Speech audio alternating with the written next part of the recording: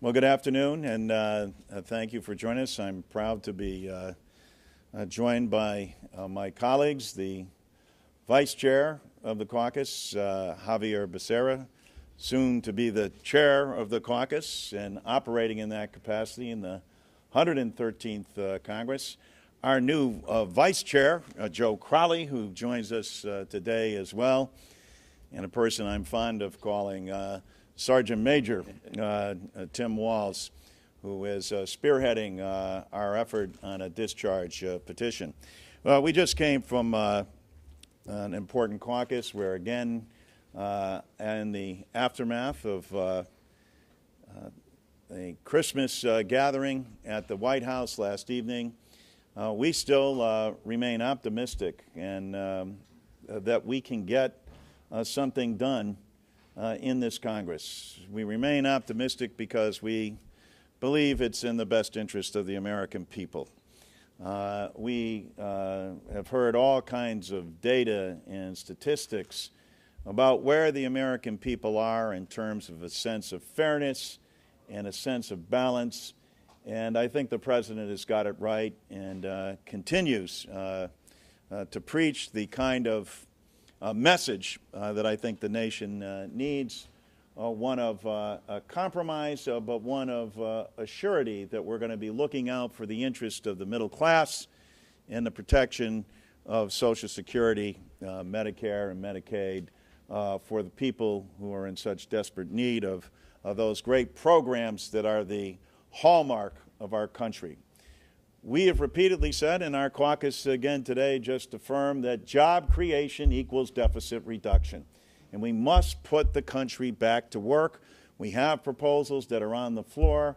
We still believe that even with what little time remains and what little time remains when we're actually working, this is still possible. This is still doable. This is not a Democrat or Republican issue. Republicans believe that America needs to go back to work. It's just a matter of having the will to do it. The programs are out there.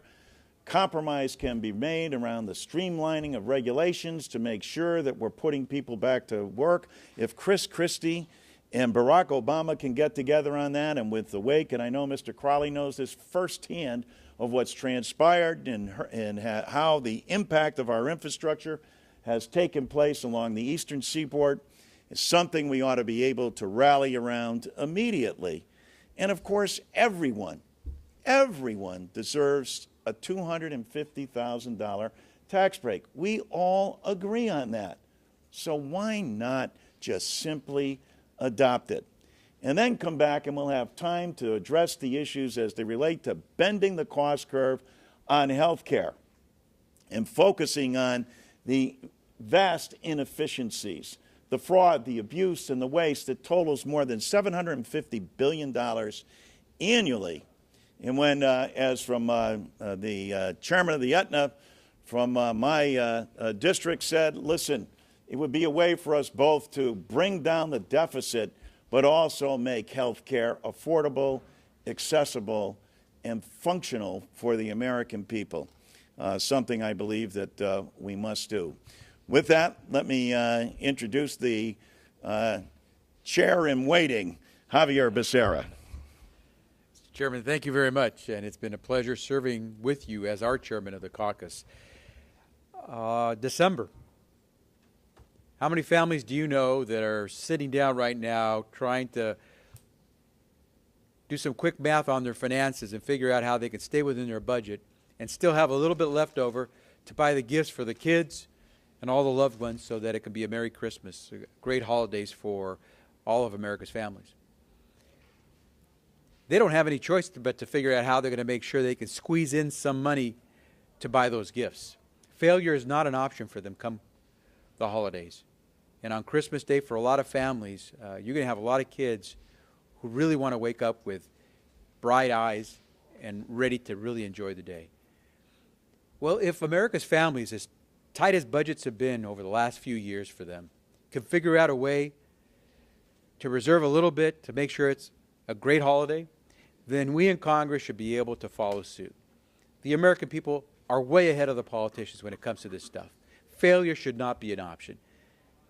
and we should get the work done that the people expect. Now, we're not going to agree on everything, and I believe whether you're Democrat or Republican, you would say amen to that. And so before we get to those holidays, before we get to the end of the year and all these deadlines, then let's at least do what we agree with, do agree on. And as our chairman just said, I think both Democrats and Republicans alike will agree that we're willing to make sure that for the middle class, we let them keep going forward, helping us revive this economy. We don't want to set them back.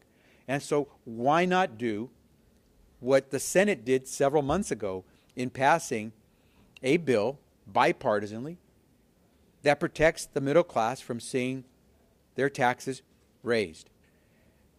We only need a few dozen Republicans, quite honestly, to get that done, because we're about to, through Mr. Waltz, sign a discharge petition where we are saying, declaring as Democrats, that we are ready to pass the Middle Class Tax Protection Act, which will make sure that middle class families do not watch their taxes go up simply because Republicans are intent on protecting millionaires and billionaires and are holding middle class families hostage to that increased tax.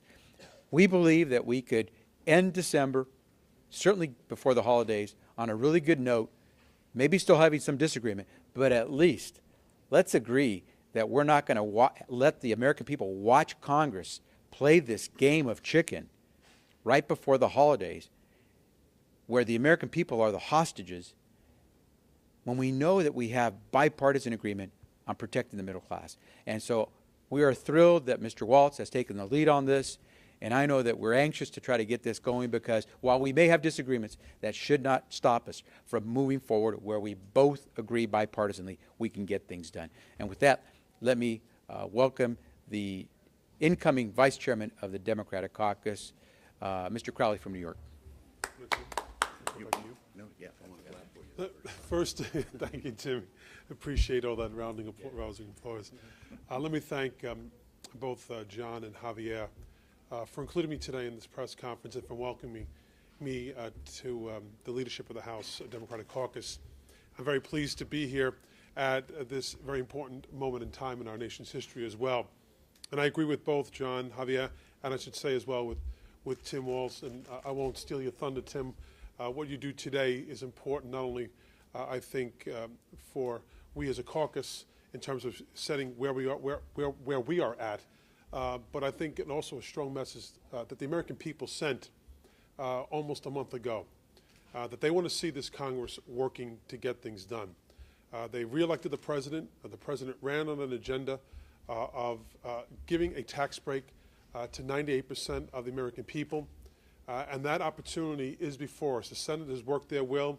It's now our opportunity to do that before the holiday season is over. The expression "time is fleeting" has never been more apropos than it is today. We have very few working days left in this 112th Congress to actually act upon what the American people want us to do. And we have even fewer days now that the House Republican leadership has reduced the working days this week.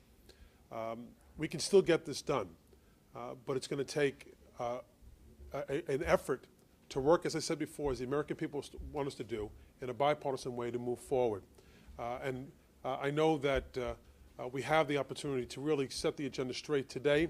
And with that, I will turn it back to the chair, Mr. Larson. Well, thank you, Joe. And without further ado, let me introduce the individual who is spearheading this effort from the great state of Minnesota, Tim Walz, affectionately known in our caucus as the Sergeant Major, and he's got a Sergeant Major's drumbeat to this discharge petition. Well, thank you, Chairman, and Javier, thank you and Joe for the work that you do. And as the Chairman said, I represent Southern Minnesota's 1st District. It truly is the canary in the coal mine. It's a 50-50 district. I think it went 50.5 to 49.5 for President Obama.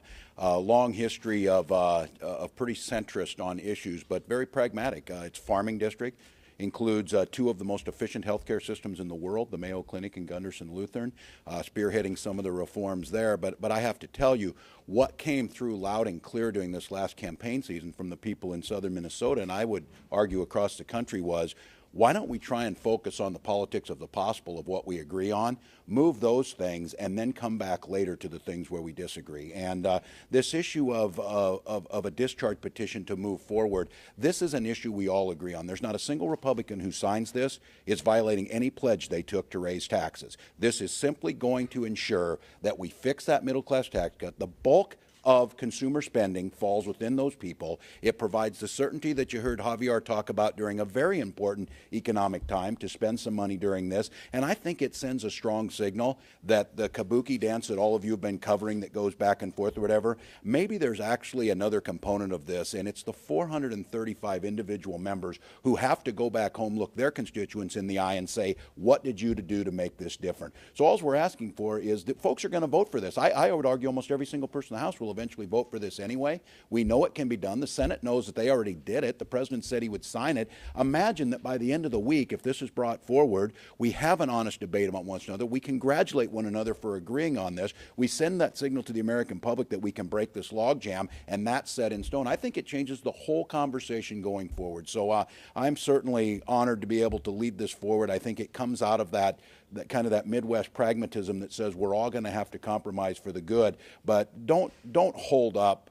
And keep in mind, that's 100% of the American public that gets a tax credit on this, on their first $250,000. So this isn't excluding anyone. This is the true 100%, and it does the bulk of that. 98% of all taxpayers, 97% of small businesses have that certainty. So I'm going to encourage my colleagues to go sign it. I think I know there's Republicans over there that will take a hard look at this, hopefully go over there and do the right thing and move it forward. So thank you for that.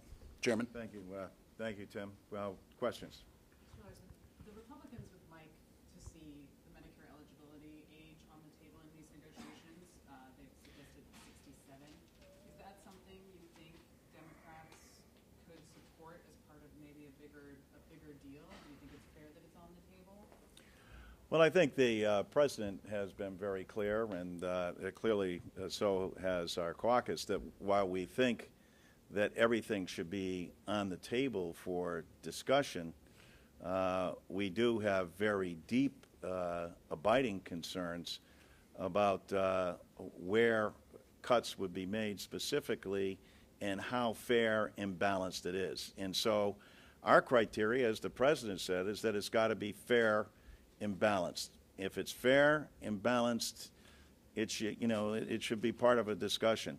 As for polling our caucus and turning where it would be, I would say that that is something that is would be a big leap for our caucus. Why is that? Well, because I think first of all you have to see the devil is always in the details, and where is the balance? Where's the fairness? Where's the fairness in the wealthiest 0.9% still not doing their fair share while we exact that out of people who are in need of Medicare and Medicaid? So, I mean, it's a fairness argument. It always has been, and that's what it will continue to be. And we would note that in a number of their proposals, and I thought Steny Hoyer actually did a great job of putting forward the proposals of the President and the specificity that the President had outlined, which is about, if you put it on a graph, would be like this, and then the Republican proposals like this. It's a difficult time for the Republicans, and we want to provide them with every opportunity that they can to save, not only to save face, but come up with something that they can do reasonably, which is why Tim's proposal that everybody agrees with, that there be a $250,000 tax cut, that this be preserved for everybody. 100% of the people will receive that. Not 98, 100% of the people will receive that.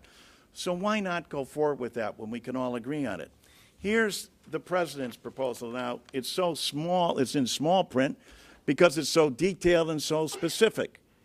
There are the Republican proposals. Now, I just want to point out I can read that. yeah. So that's our concern, and I don't know if the other leaders wanted to. Yeah, I'll just mention one quick point. I think Democrats, as the chairman just said, have always been willing to put everything on the table. We reduced the cost of Medicare by over $700 billion. We found savings of $700 billion in Medicare. So no one should question whether Democrats are willing to try to extract savings, reduce the cost of Medicare. In fact, a lot of Democrats lost their election because Republicans went out there and campaigned accusing Democrats of cutting Medicare. And even in this presidential campaign, the president was attacked by Mitt Romney for having so-called cut Medicare. What, of course, Mr. Romney forgot to mention is that none of those cuts in spending in Medicare cut benefits. When we did the reductions in Medicare spending, we made sure that none of those reductions could come at the expense of American seniors who were receiving Medicare. And the reason you can do that is because there's enough savings to be had. You can get rid of some of those Medicare mills, you can go after some of the fraud, you go after some of the waste, the replication of services, and you get a ton of savings. And so that's what we did. And as Mr. Wall said, in his district, they've got a lot of efficiencies that we can take to learn from. So we're willing to discuss how you reduce spending on in very important programs like Medicare, Medicaid, and so forth. But what we're not willing to discuss is, in the first instance, how you pay for deficits that were caused by things other than these programs. We didn't pay for these two wars in Iraq and Afghanistan. We didn't pay for the Bush tax cuts that went heavily towards the very wealthy. And so why all of a sudden seniors in America should take cuts to their services and benefits that they paid for in Medicare or Social Security so we can draw down deficits and debt that was caused by other things? That's where it has to be explained to us. But we've been willing to listen, and we've got bona fides showing that we're willing to make reductions in spending in even very important programs like Medicare and Social Security and Medicaid. Joe? I don't know if you all have been following how this has been going. We continue to proffer motions to give a middle-class tax cut to the middle class. That's what Mr. Walz's motion, his discharge motion, would do today.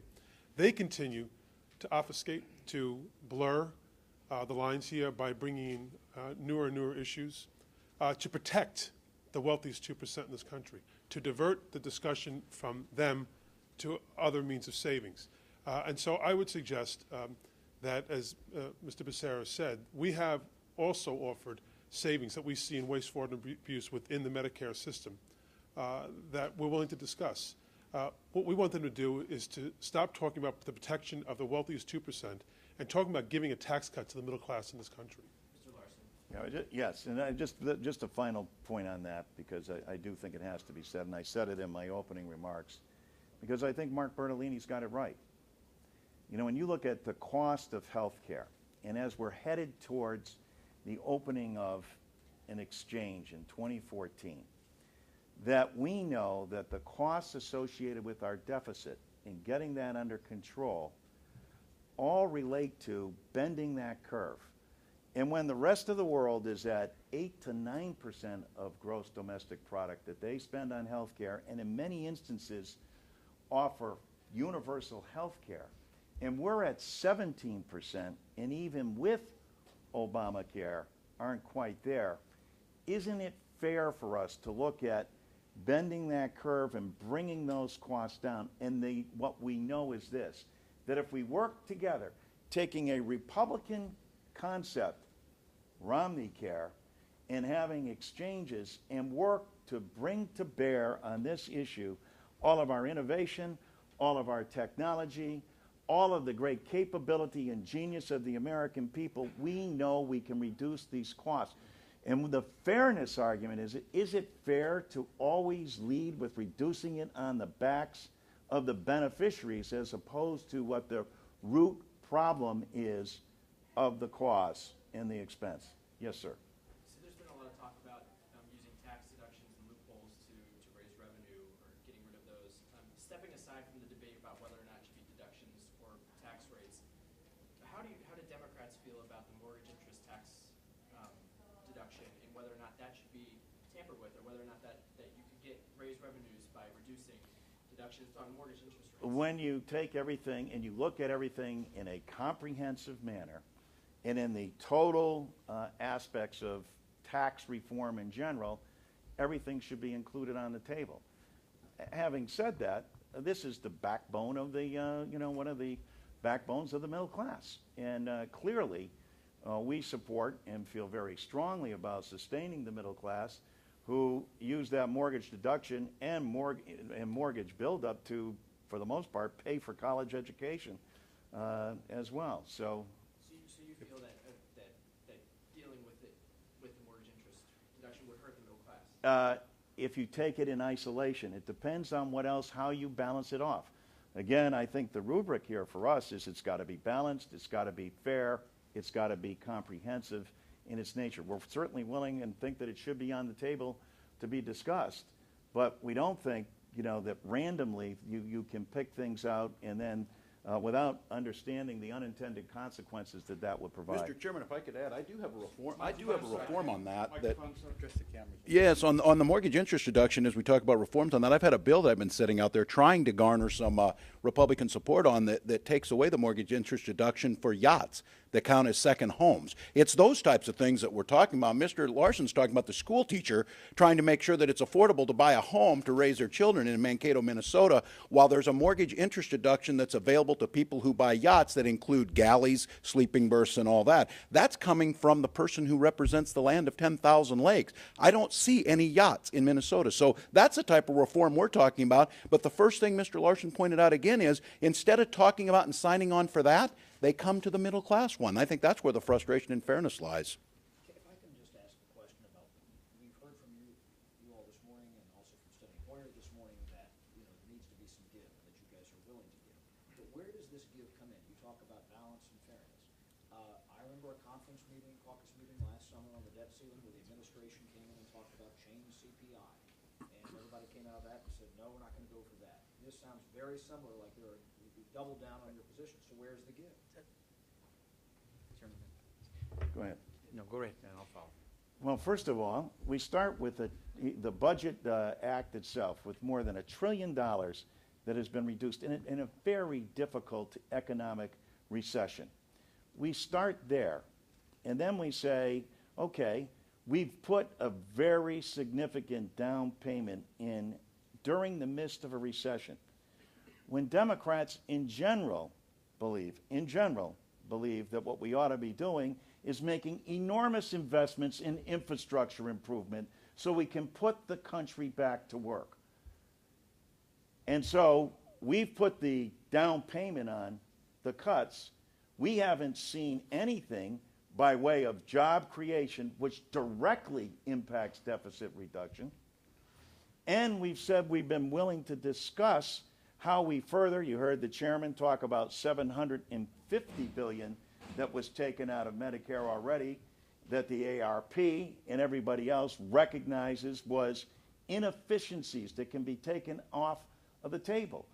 We know that in looking at, and whether you take medical devices, whether you took medical devices, whether you took pharma, insurance, hospitals, doctors, and the trial bar, that we ought to be able to bend that curve, and that is on the table. And so what bothers us is that when it comes down to a fairness argument, that they start always with our beneficiaries, the people. We're not called the party of the people. We're called that for a specific reason, because that's where we start. That's who we care about. And that's where we're going to continue to focus. And we've put skin in the game and continue to do so. If you look at the extensive proposal that the president has put forward, you understand that he's serious about this. And he puts this forward at a time when economists are also saying, look, we have to be very careful here that we don't send ourselves back into a recession. And so, listen, I understand ideologically why people who believe that they want to shrink government up so small they can drown it in a bathtub may always lead that way. But it's not in the best interest of the American people, in my humble opinion. Chad, I'm going to be measured in my response because you all have an obligation to ask questions. But I hope at some point you all who have heard us on this side and the other side of the aisle talking about this will do the math, quite honestly. I can tabulate very quickly for you $3 trillion worth of cuts that have now gone into law that Democrats have been there on those tough negotiations. The chairman mentioned $1 trillion that was exacted as a result of the Budget Control Act, where the Republicans were threatening to, for the first time, have the nation default on its credit if we didn't do something. So $1 trillion. That's already taking place, the $1 trillion in cuts. There's another $1.2 trillion that came from the same law, as we know it as the sequester, that also, by law, will start to take place. That's $2.2 trillion. We talked about the $716 billion that Democrats passed without a single Republican vote to reduce the amount of spending in Medicare without damaging beneficiaries' benefits. That's close to $3 trillion. Where is the balance on the revenue side? Never once did any of those two proposals in the Budget Control Act have any revenues attached to them. And so when y'all keep coming to us and asking us, where are the cuts? What are you doing on entitlements? We've been doing it. You all just either aren't paying attention or don't wish to ask based on the math. And so finally, one piece of math. You ask why Democrats, who are willing to put everything on the table, are so adamant about Social Security. In 2013, seniors in America are finally going to get a small cost of living increase in their Social Security. It's going to average about $21 a month. Less for some seniors, a little bit more for most. On average, seniors who on average get about $14,000 in Social Security benefits a year are going to get on average about a $21 a month increase in their benefit to pay for all their medicine, increased cost of their medicine, increased cost of their rent, increased cost of daily living, $21 a month. Republicans are saying they're in their proposal, we must cut that cost of living increase for America's Social Security recipients who paid for those benefits. At the same time, they're saying we must cut Social Security benefits so we can protect the wealthiest 2% of America's wealthiest from incurring any tax rate increase, which would simply take them back to the rates that were in effect in the 1990s when they were making buco bucks and we were hiring 23 million new Americans. And so Social Security hits here for us because we know what it meant to folks during the 2008 recession when no one was willing to look at their 401k statement on a monthly basis because they had lost so much of their 401k or their IRA, but yet Social Security, on time, in full, paid benefits in 2008. In fact, Social Security made more money in 2008 than it had to pay out. So that final piece of math is this. In the 77 years, Chad, since Social Security's been enacted, how much of you and I and every single American who's worked in this country paid into Social Security? $14 trillion. How much of your parents, my parents, every single American in this country who is collecting Social Security benefits taken out of the system? $13 trillion. How much is left? Over $1 trillion in hard cash from taxpayers in 77 years is left in Social Security. So why would you want to cut Social Security when it's one of the most successful, if not the most successful program this country has ever invented to help Americans in large scale? But let me play devil's advocate for just a second, and this is something consistent with what Leader Pelosi has said. She has made the similar points that you guys have given these concessions, big trillions of dollars and other cuts. Does that mean there's not much to give at this point? Absolutely there is. Okay. Absolutely.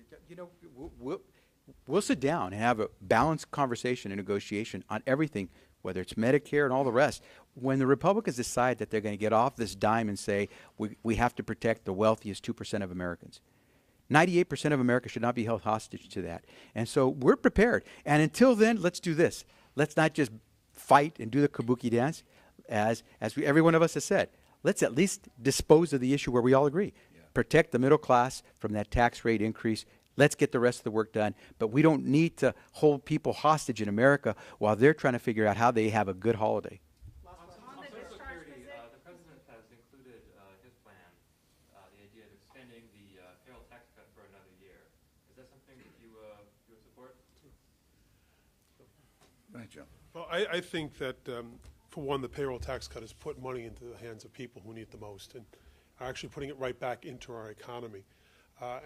Eventually, what we really need to be talking about is creating an atmosphere for more jobs in America.